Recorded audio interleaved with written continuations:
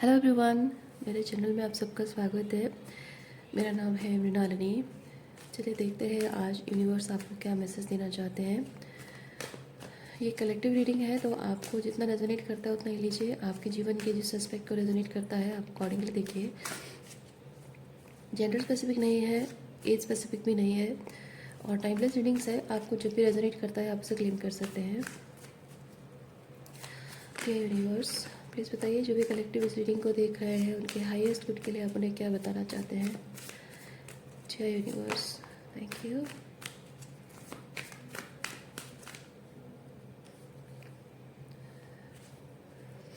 पहला कार्ड हमारे पास आया है हायरोफेंट।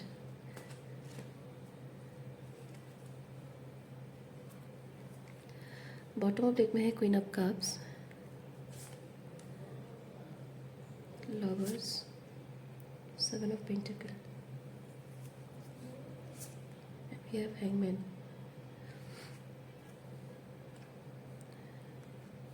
रिश्तों को निभाने का, जीवन को जीने का जो एक पर्सपेक्टिव है आपका लोगों से अलग है। और जिस तरह से लोगों का पर्सपेक्टिव है रिश्ते निभाने का, वो चीज़ बहुत ही गहरी तरह से जड़ें पकड़ी हुई हैं उनके विश्वास बिलीफ सिस्टम में। इसलिए आप चाहे जितना भी उनको समझाने की कोशिश करें कि आपका पर्सपेक्टिव जो है बहुत ही डिवाइन पर्सपेक्टिव है, क्योंकि वो बहुत ही इमोशनली सेटिस्फाइंग हो सकता है रिश्ते निभाने का जो तरीका। क्योंकि लोगों का ऐसा है कि वो बहुत ही मटेरियलिस्टिक लेवल पे है। वो हो सकता है कि वो बहुत ही सर्वाइवर मोड में हो रिलेशनशिप्स जो कि वो निभाते हैं और लाइक मटेरियल नीड्स को पूरी करता हो, लेकिन वो इमोशनल फुलफिलमेंट जो है वो नहीं देता हो। लेकिन आपका जो तरीका है वो आप शायद लोगों को ये बताना चाह रहे हैं कि मेरा जो पर्सपेक्टिव है वो मटेरियल नीड्स भी फुलफिल करता है और इमोशनल नीड्स भी फुलफिल करता है। लेकिन लोग शायद उस बात को मानना चाहते नहीं हैं। ऐसा इसका मतलब ये नहीं है कि आप गलत हैं और वो सही है। बस ये चीज़ है कि लोगों ने हमेशा ऐसे ही ज़िंदगी जी है और उसी के बेसिस पर उन्होंने कुछ हद तक उन्होंने सक्सेस पाया है। और उसका कारण इस उसका मतलब भी ये नहीं है कि उनका तरीका सही है। हाँ, ये हो सकता है कि जैसे कि दो लोगों के बीच एक रिश्ता है, अगर एक मटेरियल पर्सपेक्टिव से चीज़ों को देख रहा है और दूसरा पर्सन बहुत ही इमोशनल फुलफिलमेंट प्लस उसमें ऐड करना चाह रहा हो, तो वो कभी भी संभव नहीं हो पाता है। लेकिन दोनों ही पार्टनर अगर मतलब दोनों ही तरफ से अगर मटेरियल पर्सपेक्टिव से जीवन को जीना ही प्रायोरिटी समझते हो और उसी तरीके से सही मानते हो, तो जाहिर सी बात है कि दोनों के पर्सपेक्टिव एक है तो दोनों को ज़िंदगी जीना, रिश्ते निभाना आसान होता है। तो आपके क्षेत्र में ये नहीं हो पाया, इसका कारण ये नहीं कि आप गलत हैं। इसका कारण सिर्फ इतना है कि आपको अपने तरीके के लोग नहीं मिले हैं। ओके, और क्या एनर्जीज है देखते हैं आपके लिए।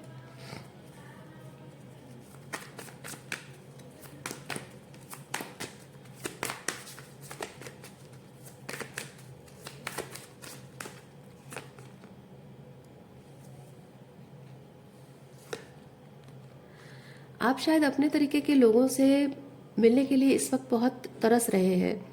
ईश्वर से प्रार्थना कर रहे हैं कि आपको आपके तरीके के लोग मिले जो रिश्तों को कमिटमेंट, जो भी मटेरियल लेवल पे जो रिश्ते को प्रोवाइड कर सकता है वो भी हो और इमोशनल सेटिस्फेक्शन भी हो। उस तरह की कि वो बैलेंस मेंटेन करता हुआ रिलेशनशिप आप हमेशा से चाहते रहे हैं, but you are missing that energy. इसीलिए मैं कह रही हूँ कि आप अभी तरस रहे हैं, क्योंकि प्रार्थना ईश्वर से है, अभी तक आपको मिला नहीं है और बहुत लंबा समय शायद बीत चुका है कि आपको उस तरीके के रिलेशनशिप, उस तरह के लोग शायद आपको मिले नहीं हैं। और आपको ऐसा लगता है कि आपके जीवन में ऐसे लोग कभी आ ही नहीं सकते हैं।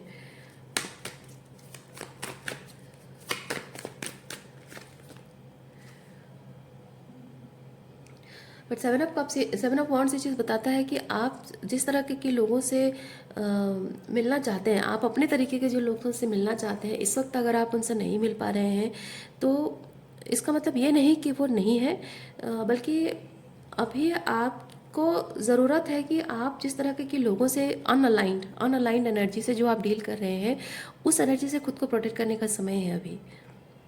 क्योंकि हो सकता है कि जो भी अनअलाइंड एनर्जीज हैं, वैसे लोगों से आपका अभी भी थोड़ा बहुत अटैचमेंट बाकी है, या किसी तरह का कोई कार्मिक एंटेंगलमेंट बाकी है, जिसकी वजह से कि आपकी जो एनर्जी, आपका टाइम या फिर आपका मनी जो है, मतलब आपकी जो पावर रिसोर्सेस, आपको पावरफुल बनाने वाले जो रिसोर्सेस आपके हैं, इंटरनल एक्सटर्नल दोनों ही, शायद उधर फ्लो हो रहा है। और उसकी वजह से आपको अपने आप को इन लोगों से दूर रखना, अपने आप को प्रोटेक्ट करना, वो थोड़ा सा सीखना शायद आपका बाकी है। तो बेसिकली आपके जो अलाइंड एनर्जी है वो अभी तक आपके जीवन में आई नहीं है। इसका मतलब सिर्फ इतना ही है कि उसको, इन लोगों के प्रभाव से आप उसको बचाया जा रहा है। क्योंकि अभी अगर वो चीज़ आपके जीवन में आ जाता है, जो अलाइनमेंट है वो चीज़ अगर आपके जीवन में आ जाता है, तो अनअलाइंड एनर्जी का प्रभाव, पूरा प्रभाव आपके नए रिश्ते पर पड़ सकता है। यानी कि आपकी ओल्ड वर्जन में आप जो ज़िंदगी जी रहे थे, न्यू वर्जन की ज़िंदगी में उसका प्रभाव दिखेगा।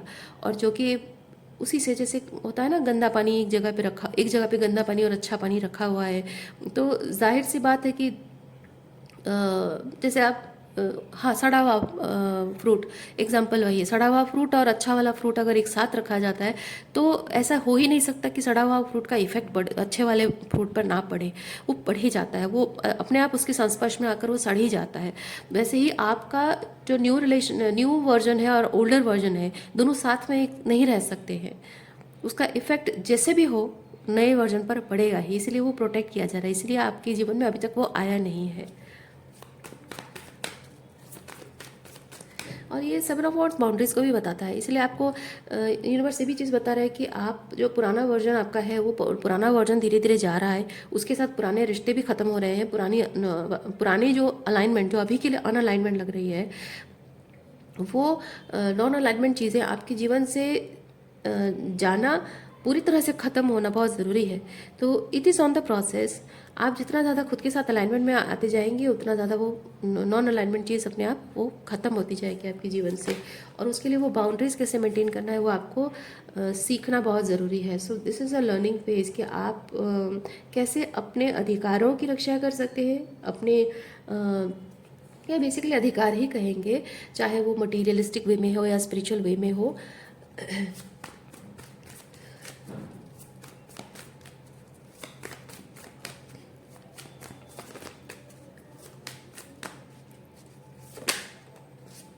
देखिए, 3D लेवल पे और स्पिरिचुअल लेवल पे आपके जीवन में जो हो रहा है बहुत ही अलग एनर्जी है। क्योंकि 3D लेवल पे हो रहा है कि आपको यहाँ पे 10 ऑफ सॉर्ड्स दिखाई दे रहा है, लेकिन स्पिरिचुअल लेवल पे आप यहाँ चैरियट की एनर्जी में है।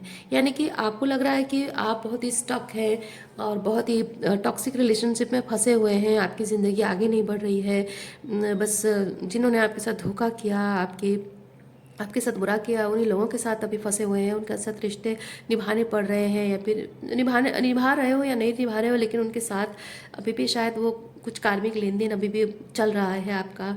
तो ये बहुत ही पेनफुल एनर्जी है। और अभी 3D लेवल पे ऐसा दिख रहा है, लेकिन एक्चुअली में ये हो रहा है कि आप 3D लेवल पे एक्सपीरियंस ज़रूर कर रहे हैं, लेकिन अंदर ही अंदर आप उस पीस को ढूंढने की कोशिश कर रहे हैं, है ना। जो खुशी, जो इमोशनल फुलफिलमेंट है, उसे पाने की कोशिश कर रहे हैं। ये जजमेंट मतलब है कि आप अंदर से, आपकी जो सोल है, it's calling you to find this queen of cups energy with this 7 of wands. यानी कि क्वीन ऑफ कप्स है बहुत सारे इमोशंस फील करना, लेकिन 7 ऑफ वॉन्ड्स का मतलब है कि आप जो फील करते हैं वो दूसरों के साथ, गलत लोगों के साथ आप शेयर नहीं करते। दूसरों के साथ नहीं कहूँगी, गलत लोगों के साथ आप शेयर नहीं करते हैं। लेकिन पहले ये चीज़ होता था कि अगर ये 7 ऑफ वॉन्ड्स नहीं होता, तो जो लोग आपको 10 ऑफ सॉर्ड्स की एनर्जी देते हैं, आप उनके साथ ये फीलिंग शेयर करते हो। यानी कि उनके साथ आप उन्हें समझाने की कोशिश करते हो, उनके साथ बहस करते हो, और कभी कभी झगड़े भी हो जाते हैं। आप उन इमोशंस, अपना इमोशंस के साथ साथ जाहिर सी बात है आपकी बहुत सारी एनर्जी भी वहाँ वेस्ट होती है। तो ये जो चीज़ है आपको उस बैलेंस और ग्राउंडेड एनर्जी में रहने नहीं देती है, जिसमें आपको होना चाहिए। तो अब ये चीज़ हो रहा है कि आप 10 of swords and queen of cups energy में नहीं रहकर आप 7 of wands and queen of wands इस एनर्जी में आप आने की कोशिश कर रहे हैं। तो इस एनर्जी से आप इस एनर्जी में शिफ्ट हो रहे हैं। तो जो शिफ्ट हो रहा है वो शिफ्ट है चैरियट, यानी कि आप मूव कर रहे हैं, आप सही दिशा में मूव कर रहे हैं, सही डायरेक्शन में जा रहे हैं। या कह सकते हैं कि जो आपको करना चाहिए अपने जो जो लवर्स बेसिकली वो मैनिफेस्टेशन है कि आपके टाइप के लोग, ठीक है। तो आपके टाइप के जो लोग हैं, आपके बिलीफ सिस्टम के साथ मैच करने वाले जो लोग हैं, उनसे उनसे मिलने के लिए जो रास्ता धीरे धीरे वो रास्ता आपके लिए ओपन तो है ही, बट रास्ता आपको दिखना शुरू हो रहा है। क्योंकि आप देखिए यहाँ पे अंधकार से उजाले की तरफ, मतलब एक जो होता है ना ब्रह्म मुहूर्त में कैसे होता है, चारों तरफ अंधकार होता है और धीरे धीरे सूरज की रोशनी से उजाला होता जाता है। तो ये वैसा ही दिख रहा है कार्ड। तो आपके जीवन में जो अंधकार समय था, ये जो 10 ऑफ सॉर्ड्स आप एक्सपीरियंस करते थे, तो वो अंधकार समय से अब क्या हो रहा है कि ये जो एनर्जी शिफ्ट हो रही है, ये जो आप इसकी तरफ आपका जो एक झुकाव है, वो लाइक इट्स नॉट कोडिपेंडेंट, बल्कि आपकी सोल की कॉलिंग है कि I need to find my community और कलेक्टिव, ठीक है, या फिर कहें कि माई टाइप ऑफ पीपल। तो उसकी वो एक जो ज़रूरत है, क्यों ज़रूरत है वो आप अच्छे से जानते हैं और प्रायोरिटी उसी को दे रहे हैं। तो लोगों का कहना ये हो सकता है कि नहीं, हम कर तो रहे हैं तुम्हारे लिए, तुम्हारी सारी नीड्स पूरी कर रहे हैं, सब कुछ दे रहे हैं, और तुम्हें क्या चाहिए। और जो जो बातें तुम इमोशनल बातें करते हो या करती हो, दैट डजंट मेक सेंस, और तुम्हारी सारी नीड्स पूरी हो, तो ये सब बातें, ये सब इमोशनल ड्रामा करने की क्या ज़रूरत है। लेकिन वही इमोशंस जो आपके अनफुलफिल्ड है, उसके आप बेसिकली लोगों को ब्लेम नहीं कर रहे हो, आप लोगों को कह रहे हो कि मेरी इमोशनल नीड्स है, जो मतलब जो कुछ हो रहा है इस सिचुएशन में, रिलेशनशिप में, I am being hurt, I am being disrespected, and मुझे इस तरह से डिसरेस्पेक्टेड फील नहीं करना है। So you need to understand that. तो ये क्या होता है ना कि कोई अगर डिसरेस्पेक्ट करना चाहता है तो वो करेगा ही, और जो नहीं करना चाहता है वो दो शब्द बोलने से पहले सोचेगा। तो यहाँ पे जो कोई भी कुछ कर रहा है, आपके भावनाओं को ठेस पहुँचा रहा है, वो पहली चीज़ तो that person is choosing to do that. दूसरा कि आप अगर कह भी रहे हैं, अगर वो अपनी बात को जस्टिफाई करने की कोशिश कर रहा है, यानी कि that person wants you to numb that feeling, है ना। वो जो डिसरेस्पेक्टेड फीलिंग है, उस फीलिंग को आप नम कर दो, वो इंसान वो चाहता है। तो एक वक्त तक ऐसा होता है कि आप कहते जाते हो, समझाते जाते हो, लेकिन जब बोलने का कोई मतलब नहीं रहता है तो आप चुप हो जाते हो। और ये जिन भी लोगों से आप डील कर रहे हैं, इन लोगों का शायद यही इंटेंशन हो कि आप चुप ही हो जाएं, आप बस उनके लिए करते रहें जो वो चाहते हैं, जैसा चाहे वैसे जीते रहो, और अपनी फीलिंग्स को बस आप चाहे हर्ट हो या जो हो छुपाते जाओ। लेकिन ऐसे ज़िंदगी नहीं जी जाती, ऐसे रिलेशनशिप जिए नहीं जाते हैं, और इस बात को शायद आप प्रूव भी नहीं कर पा रहे हैं। So rather than arguing with those people, और rather than just trying to justify yourself, चुप रहना ही अच्छा है। तो इसीलिए शायद आप साइलेंस को चुन रहे हैं।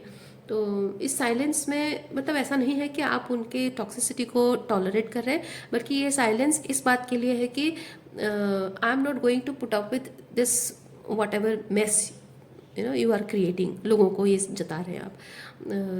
तो वो चीज़ है, सहने की बात नहीं है।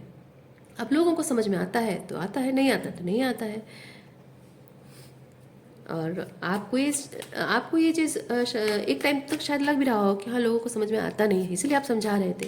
लेकिन अब शायद आपको समझ में आ ही गया है कि लोगों को समझ में आता नहीं है, पर एक्चुअली में लोग जानबूझकर करते हैं। अब जब कोई जानबूझकर कर ही रहा है, उसको सब कुछ पता होने के बाद भी अगर वही चीज़ कर रहा है, तो बोलने का कोई मतलब नहीं है। तो यही चीज़ है जो आप ये साइलेंस मेंटेन कर रहे हो, बाउंड्रीज मेंटेन कर रहे हो, और अपनी इमोशंस अपने तक रख रहे हो। तो ये होता है कि आप उन लोगों को ये जता रहे हो कि you are not my type of people, और मैं अगर कुछ फील कर रही हूँ या कर रहा हूँ तो वह अनजस्टिफाइड नहीं है ना, उसके भी कुछ मीनिंग है। मैं जो फील कर रहा हूँ उसके भी कुछ मायने रखते हैं, वो ऐसा ही नहीं है। सो जब आप उस चीज़ को बता ही नहीं पा रहे हो कि उसके मायने क्या है, ज़रूरत नहीं है बताने की, समझाने की ज़रूरत नहीं, क्योंकि जो फील करता है ना, वो अपने आप जान जाएगा कि उसके मायने क्या होते हैं। और आपको ऐसी द्वंद्व में छोड़ेगा ही नहीं, वो आपको ऐसे रिलेशनशिप को चुने, मतलब मेंटल एंड इमोशनल, दोनों के मतलब दिमाग और दिल और दिमाग के बीच में जो द्वंद्व में आप फंसे हुए हैं, उसमें वो आपको छोड़ेगा ही नहीं। वो जान जाएगा इंसान कि मैं शायद इसके जीवन में दिल और दिमाग के बीच में किस चीज़ को चुने, उसको ऐसे डिफिकल्ट सिचुएशन में शायद मैं उसे डाल रहा हूँ। तो rather than putting this person in so difficult situation, इधर I should correct myself, और अगर मैं सही हूँ अपनी जगह तो मुझे ये जगह छोड़ देनी चाहिए, ये रिलेशनशिप छोड़ देना चाहिए। दोनों में से कोई एक चीज़ चुनना जाहिर सी बात है ना। तो अगर कोई जानता है कि वो कुछ गलत कर रहा है तो वो अपनी गलती सुधारेगा, और जो जानता है कि वो गलत नहीं कह रहा है लेकिन उसके बावजूद भी आप इस तरह के द्वंद्व में फंस रहे हैं, तो जाहिर सी बात है कि आपका उनका कुछ बन नहीं रहा है, रिलेशनशिप आगे जाने लायक कुछ है नहीं, तो अलग हो जाना ही अच्छा है। और तीसरा चीज़ यह है कि अगर कोई जानता है कि आप दिल और दिमाग के बीच में फंसे हुए हैं फिर भी उसे कोई फ़र्क नहीं पड़ता, यानी कि वो बस आपकी दर्द का तकलीफ का मज़े ले रहा है, सो वही चीज़ है।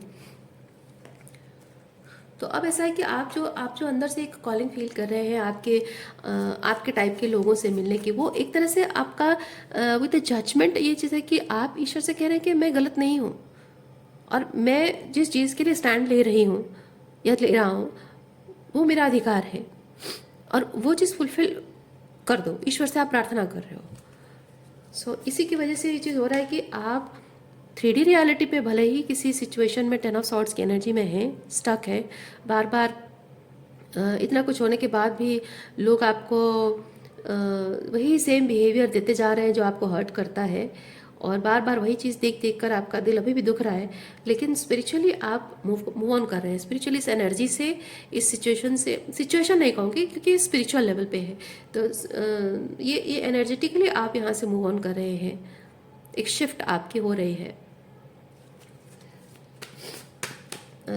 इसको स्पिरिचुअल टर्म में कह सकते हैं, you are relocating to your higher timeline. Okay, relocating to your higher timeline.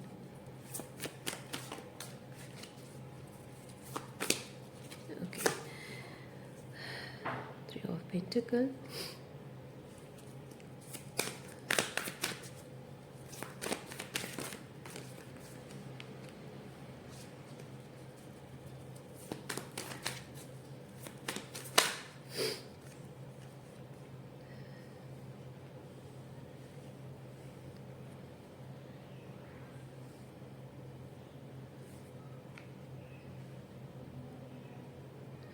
आपका जो पास्ट टाइमलाइन है, मतलब जिन जिन टॉक्सिक सिचुएशन से आप डील कर रहे हैं वो अभी आपका पास्ट टाइमलाइन बन चुका है।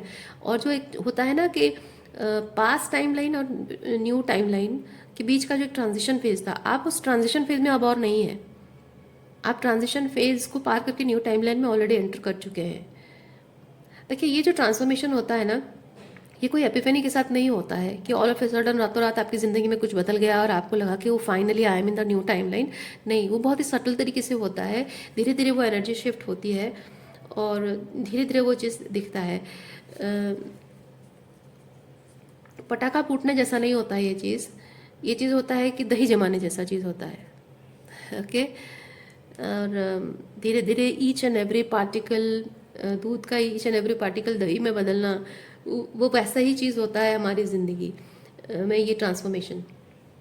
और आप भले ही नहीं जान पा रहे हैं, मैं जानती हूँ आप जान नहीं पा रहे हैं, आपको लग रहा है कि मैं अभी भी वहीं स्टक हूँ और अभी भी पेन में हूँ। नहीं, आपको ईश्वर कह रहे हैं कि अपना देखने का नज़रिया बदलो, ये अपना देखने का नज़रिया बदलो, चीज़ों को बहुत ही पेनफुल पर्सपेक्टिव से, ईगो पर्सपेक्टिव से, दिमाग जो कह रहा है, दिमाग जो भ्रम पैदा करने की कोशिश कर रहा है, उस पर्सपेक्टिव से अब चीज़ों को मत देखिए आप।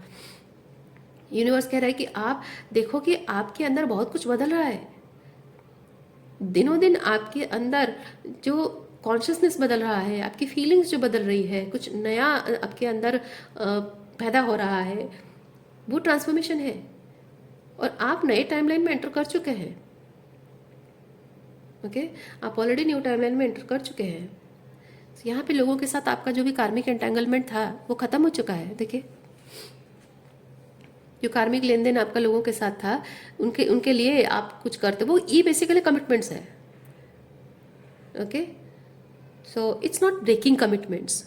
मैं आपको एक चीज़ बताऊँ, यहाँ पे एट ऑफ कप्स है, एट ऑफ कप्स है एंड एट ऑफ सॉर्ड्स होता तो मैं ये चीज़ कहती कि breaking, you are trying to break commitments, पर नहीं, एट ऑफ कप्स है, यानी कि आप जान चुके हैं, फील कर चुके हैं कि ये कमिटमेंट्स अब कमिटमेंट्स नहीं रहे, दिल से वो भावनाएं उतर चुकी हैं, दिल से वो लोगों के प्रति जो रेस्पेक्ट आपका था वो उतर चुका है, आपके दिल में जो खास जगह वो लिए हुए थे वो उस जगह से वो उतर चुके हैं, है ना। तो it's not breaking commitments, letting go of the commitments, letting go of the people, letting go of the relationships.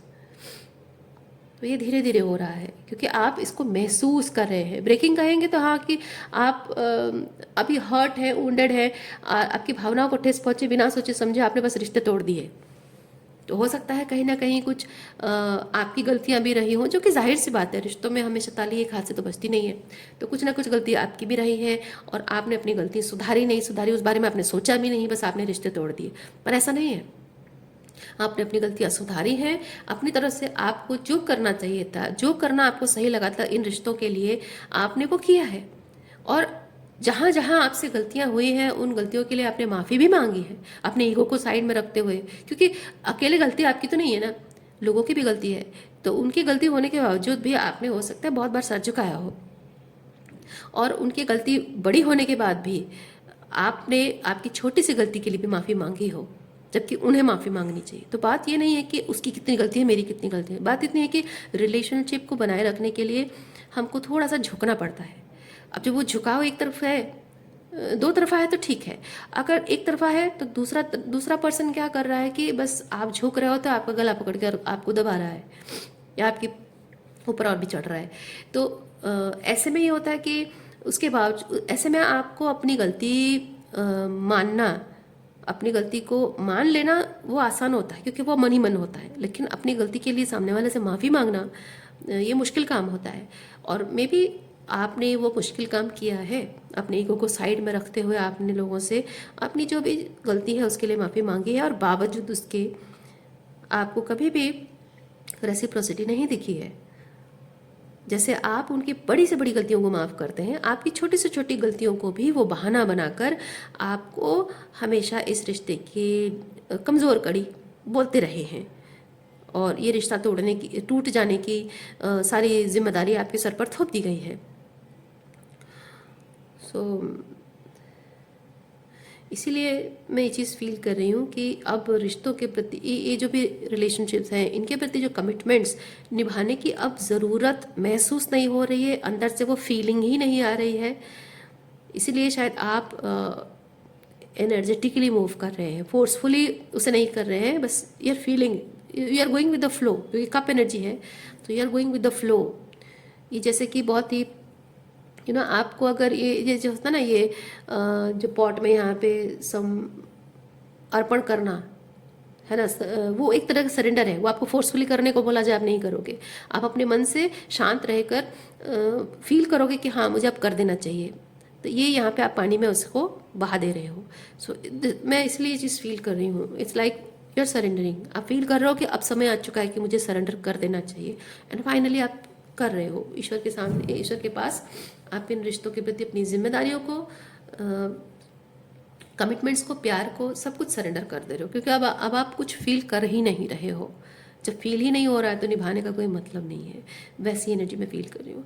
इसीलिए ये चीज़ हो रहा है कि आप किंग ऑफ पेंटिकल जो यहाँ पे था अब यहाँ पे आ रहा है, क्योंकि देखिए यहाँ पे सिर्फ एक दूसरे के प्रति कमिटमेंट निभाना है, पेंटिकल है, यानी कि बहुत ही प्रैक्टिकल लेवल पे, हाँ हम रिश्ता निभा रहे हैं, पैसा खर्चा कर रहे हैं, तुम्हारी सारी ज़रूरतें पूरी कर रहे हैं, सिर्फ उतना ही है। लेकिन यहाँ पे क्या है कि हम ज़रूरत भी पूरी करें लेकिन इमोशनल फुलफिलमेंट भी है, कप एनर्जी है, यानी कि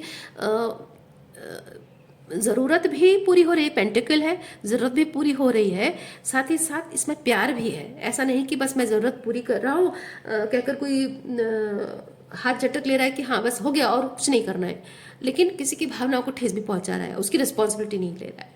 वैसा नहीं है कि हाँ आपकी ज़रूरत भी पूरी हो रही है, इसका मतलब ये भी नहीं कि मैं बहुत बड़ा महान आदमी हूँ और मैंने कर दिया तो बस मेरा काम ख़त्म, तुम हर्ट होते हो तो हो, ऐसा नहीं है कि I will also take the responsibility कि कहाँ मैंने क्या गलत कर दिया, क्या क्या आपको बुरा लग गया बताओ। सो एक दूसरे के साथ वो बात करना, इमोशनल वल्नरेबिलिटी शो करना, और हर बात पे एक दूसरे के साथ रिलेशनशिप को ज़्यादा प्रायोरिटी देते हुए, शैडो वर्क करते हुए रिश्तों को आगे बढ़ाना, है ना, वो फुलफिलमेंट है। सो वो बदलाव आप इस एनर्जी, ये एनर्जी अनफुलफिलिंग है, इसको लेट गो कर रहे हैं और इस एनर्जी में आप आ रहे हैं। सो यू आर मूविंग, आप स्टक नहीं है, आपकी ज़िंदगी स्टेगनेंट नहीं है, कहीं रुक नहीं पड़ी है, एक अंधकार में रुकी नहीं है, आगे बढ़ रही है आपकी ज़िंदगी। ये कैसा है ना, जैसे कि आप एक टनल टनल के अंदर अंधेरा होता है, आप एक टनल से एक छोर से दूसरी छोर में जब जा रहे हैं तो टनल के बीच का जो रास्ता होता है अगर लंबा होता है तो वो अंधेरा दिखता है, टनल के उस पार दिखता नहीं है। आपका जो टनल का रास्ता है वो थोड़ा लंबा रहा है, इसलिए आपको उजाला, दूसरी तरफ आपका उजाला दिखा नहीं है। लेकिन इसका मतलब ये नहीं कि आप टनल पे बस किसी अंधकार में खो गए हैं, नहीं, आप टनल के उस किसी भी अंधकार में किसी कोने में खो नहीं गए हैं, आप चल रहे हैं। और ये विश्वास आपको यूनिवर्स रखने के लिए कह रहा है कि आप चल रहे हैं तो एक ना एक दिन आपको रोशनी दिखना शुरू होगी।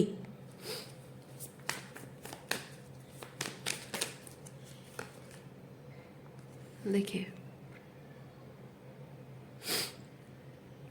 इट्स टेकिंग एक्शन, कॉन्फिडेंट रहना। और जो आप फील करते हैं, क्योंकि फेमिनिन एनर्जी है, जो आप महसूस करते हैं कि आपके लिए क्या सही है, उस चीज़ को कॉन्फिडेंटली करते रहना, ये एक्शन क्वीन है। ठीक है, उस चीज़ को कॉन्फिडेंटली करते रहना, अपने आप पर विश्वास रखना, अपने मैनिफेस्टेशन पावर पर विश्वास रखना। और एक चीज़ यह है कि आप अगर अंदर से कभी भी 3D लेवल पे आपको चीज़ें होती हुई नज़र नहीं भी आ रही हैं, फिर भी आपका विश्वास डगमगा रहा है, फिर भी क्वीन ऑफ वॉन्ड्स कहती है कि वो आत्मविश्वास डगमगाने के बाद भी जब एक गिव अप वाली एनर्जी में आ जाता है इंसान, तो क्वीन ऑफ वॉन्ड्स अपने अंदर फिर से वो विश्वास जगाकर फिर उठ खड़ी होती है। उसका विश्वास कभी टूटता नहीं है। जिस चीज़ पर उसका विश्वास होता है ना कि ये मैं कर दिखाऊंगी, तो वो करके दिखाती है।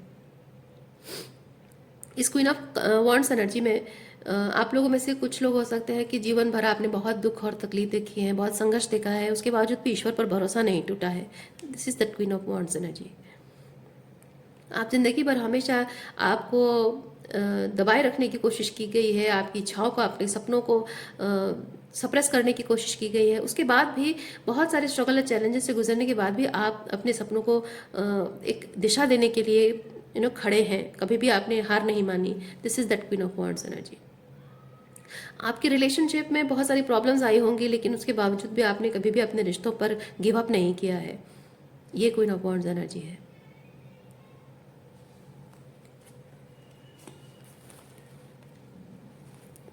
तो अब समय आ चुका है कि आपके जीवन में आप खुद को लेकर, आपके अपने सपनों को लेकर, जो आप अभी गिव अप करने की एनर्जी में आ रहे हैं, तो क्वीन ऑफ वॉन्ड्स आपको बोल रही है कि जो आपने हमेशा दूसरों के लिए किया है, आज समय आ चुका है कि आप अपने लिए वो चीज़ करें।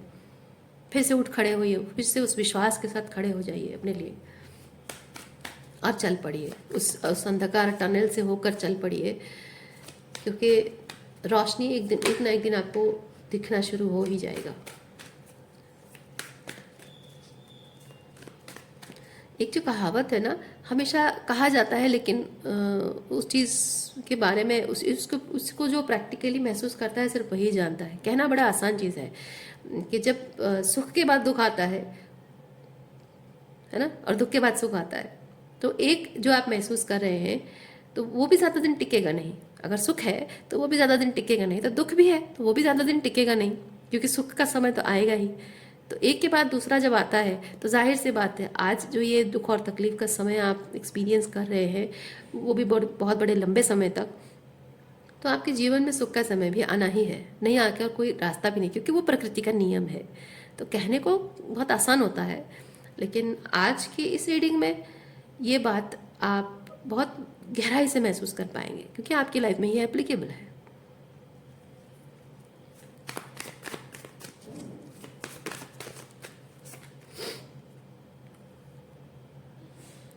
Nine of cups. खुश रहना, खुश रहने की वजह ये है आप इस एनर्जी से इस एनर्जी में शिफ्ट हो रहे हैं, महसूस कीजिए। 3D रियलिटी में आपकी आंखों के सामने जो हो रहा है वो सिर्फ इल्यूजन है। जो सच में आप महसूस कर रहे हैं अपने अंतरात्मा में, अंतर्मन में जो महसूस कर रहे हैं वो ये एनर्जी है। अपने अंदर जो बदलाव महसूस कर रहे हैं ये 3D रियलिटी में बदलाव नहीं दिख रहा है, ये इससे नहीं, इसको सच नहीं मानना है क्योंकि ये टेम्पररी है। ये आपके अतीत की अतीत में रह जा रहा है, ये आगे नहीं आ रहा है, आएगा ही नहीं क्योंकि आप इस तरफ मूव कर रहे हैं। सो विश्वास रखिए कि ये एनर्जी नहीं, इस एनर्जी पर विश्वास रखिए। अपने आप खुश रहना स्टार्ट कर देंगे क्योंकि आप जब इस चैरियट की एनर्जी में जो चेंजेस आप महसूस कर रहे हैं ना, उस पर जाकर ध्यान देंगे तो आपको अपने आप खुशी महसूस होगी। ओके, आज के लिए इतना ही है। उम्मीद करती हूँ इस रीडिंग से आपको कुछ क्लैरिटी मिली हो। मैं आपको नेक्स्ट रीडिंग में मिलती हूँ। अपना ख्याल रखिए, खुश रहिए, बाय।